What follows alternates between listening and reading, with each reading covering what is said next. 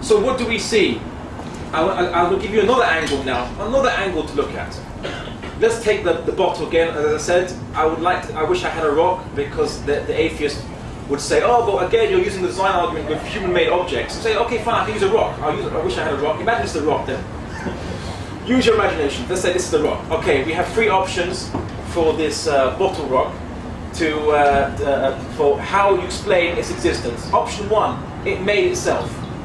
Option two, it is uncreated. It was never created. It was never created. It just always has existed. And option three, it was created by something else. Only those three possibilities. Nothing more than that. Can't be anything more. There's no fourth one. If there is, please say it. But there's nothing more than those three possibilities. Let's look at the first possibility. The object made itself. It's absurd because you have to exist in order to do something. So the object has to exist to make itself. And if it didn't exist prior to it being existing, it can't make itself. It's absurd. You could say the second option is maybe the object has always been here. Maybe the object was never created. Okay, but here's a question. Why does it have the certain size it has? Why does it have the shape, the color, the texture, the nature it has? Why not? Why has it not existed from infinity, doubled its size, or half its size, or a different color, or a different shape? Why from all infinity, all eternity, it has been this particular shape, with this particular color, and this particular mass, particular nature? See, it doesn't make sense, because it has limits. So the question is, what gave it those limits? What's decided that it should have those limits, or what natural process, you call it, gave it the limitations it has? If it has never been created, if this depended on nothing to limit it, why is it limited?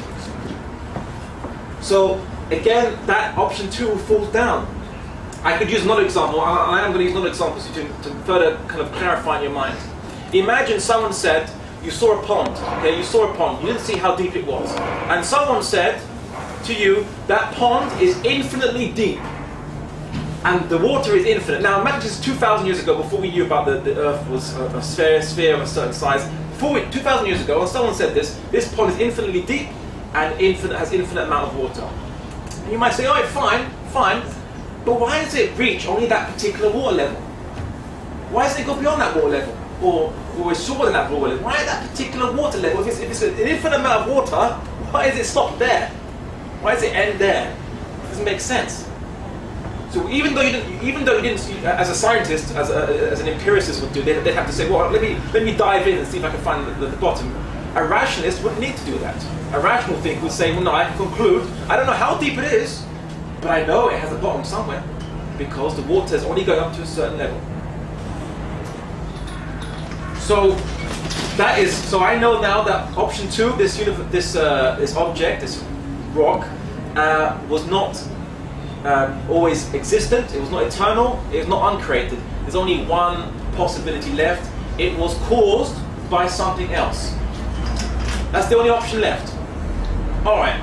Someone might say, and an atheist might say, although generally now they've stopped using this argument because they realize the fallacy. They might say, okay, okay, fine, this universe was created. All right, fine, I'll concede that. But how do you know it wasn't created by another universe that was created by another universe that was created by another universe ad infinitum, for forming this infinite chain of created universes?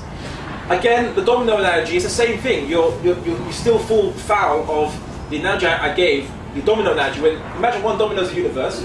And to exist, it has to be hit by the previous domino behind it. And that has to be hit by the previous domino behind that, so on and so forth. If you had an infinite rally of dominoes, would any of them ever fall down? No. Infinite regress is irrational. The term for believing in an infinite chain of causality is called infinite regress. And again, that's irrational, it's absurd. I can give another example. I think another example just to kind of clarify in your minds. Let's say that there is an infinite amount of poor people. An infinite amount of poor people. We have no money at all between us. I want £1. So I ask the brother here, if you give me £1 and so on. And he doesn't have £1, so he asks that brother over there in the red top, yeah, I'm talking about you. Oh no, spotlight. Alright, and then he doesn't have any money, so he asks the other brother next to him, and he asks the other brother next to him, the other brother next to him, and they all had no money. no matter how far you go back, no matter how many people you ask of infinite poor, you can ask an infinite amount of poor people. If they don't have £1, it doesn't matter how many you have, no one will ever get £1. And therefore, how can you now say that this universe depends on an infinite amount of universes proprietary creating it, when each of these universes themselves are dependent on something else to create themselves? It's like saying infinite amount of nothing. It's the same. It doesn't make rational sense to say that. So, the only thing that we are left with is to conclude there was a start point to the creation of existence. And again, I'm not saying how big the universe is, I'm not saying how old it is, or maybe there are bigger shells of there are bigger different shells of universes beyond this universe that we haven't seen yet. Fine, I accept that, maybe. I'm not limiting it. I haven't seen it. I haven't used science to detect it. But there is an end point. That's what I'm saying, or a start point basically, where it begins. Now, I'll give the last atheist contention just so that you're fully grounded for any possible argument. They might say, get really clever and say, maybe it's a loop. Maybe this universe depends on another universe, depends on another universe that goes all the way around and loops in on itself. Aha! That will confuse you. I say, well, no, because you're saying the same thing as infinite regress. You're saying that basically there is a whole bunch of universes which each depend on something else to exist. They intrinsically can't self-subsist, as in they intrinsically can't exist internally. They depend on something else to create them. And so you're having a loop of nothing. Or to put it another way, again, if a whole bunch of poor people formed a little chain of loop, and I asked £1, and I asked pound, and none of us had a £1, no matter if you looped it together, would you get any pound? Again, the argument is also fallacious. It's irrational, it doesn't work. So, after all this, looking at these examples, I think you're starting to see now there has to be a start point. Now, the atheist might say, all right, fine, I concede that as well. But if you say it's God, who created God? Aha, got you there. And I say, what was my premise of all my arguments? I said anything that is finite is created and had a start point. Anything that's finite, limited. The only way you can solve the equation, this problem, is at some point to say that there is something that is not finite, and this something is not limited, and not dependent on anything else. That's the only thing you can say to actually reach an end point to your investigation. So wherever this thing is, I'm not going to give it a name now, I'm not going to give it a name, wherever this thing is, there is something out there which is infinite, unlimited, and independent. And it caused the finite, limited, and dependent things to exist. That's all I'm saying. But interestingly enough, if you think about it, if a finite, limited thing there's nothing about a finite, limited thing that requires it to exist, i.e. this bottle, there's nothing about this bottle that requires it to exist. It is dependent on something else to define it, to cause it to exist. So, we know that this bottle is dependent on something else to make it.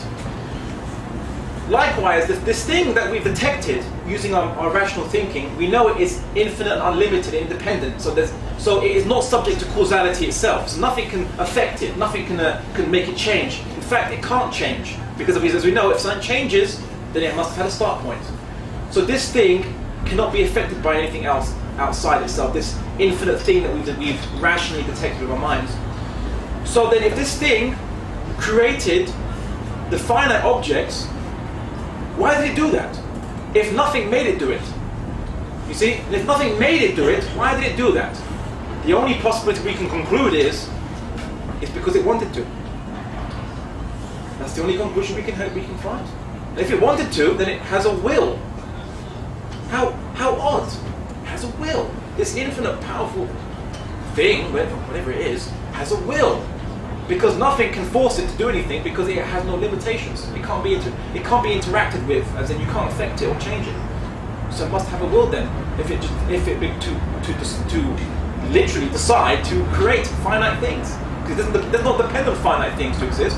So if it made us, it's because it wanted to. Now that concludes, in a nutshell, what we call the cosmological argument or the causality argument.